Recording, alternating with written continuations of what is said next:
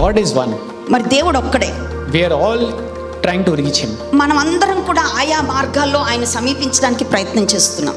But then why Jesus Christ had to come on earth? కానీ ఎందుకు యేసునాథుడు ఈ లోకానికి దిగి రావాలి and give us a way to God? అంతేకాదు కానీ దేవుని యొద్దకు వెళ్ళడానికి మన కొరకు మార్గాన్ని ఎందుకు సరళపరచాలి?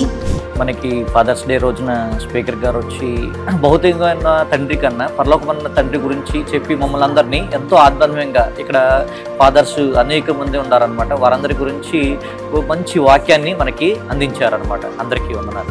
పిల్లలను ఇతరులతో కించపరచకపోవడం, ఒక స్నేహితుడిగా అపజయాల్లో శ్రమలలో ధైర్యపరిచి ప్రోత్సాహపరచడం.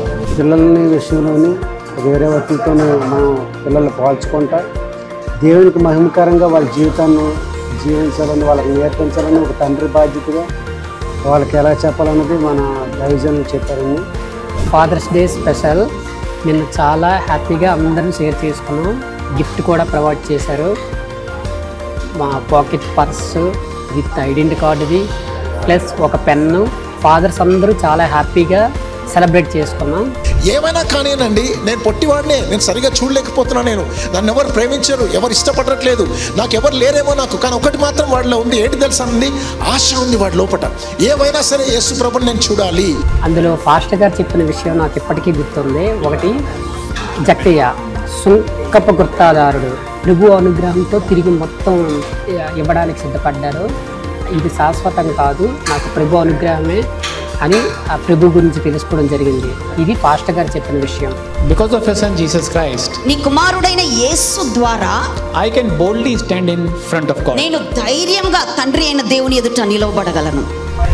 పరలోకపు తండ్రి మనం ఎలా ప్రేమిస్తున్నాడు, అదేవిధంగా మన పిల్లలను కూడా ప్రేమించేవారమే ఉన్నాం. తర్వాత ఎందుకంటే మన పిల్లల్ని ఏ విధంగా మంచి మార్గం నడిపించి, మనం మంచి మార్గం నడిచినట్లయితే వాళ్ళు కూడా మనం చూసుకొని నేర్చుకుని మంచి మాటలకు వెళ్తారు. ఇవన్నీ కూడా నేను బాగా తెలుసు. అందరికీ వందనాలండి. ఫాదర్స్ డే రోజున ఏర్పరిచిన ఫొటోస్ అన్నీ కూడా చాలా బాగా వచ్చినాయి. తండ్రి కొడుకుల యొక్క ప్రేమను గుర్తు చేసే విధంగా మన మందిరంలో ఆ ఫోటోలు ఏర్పరచడం చాలా బాగుంది.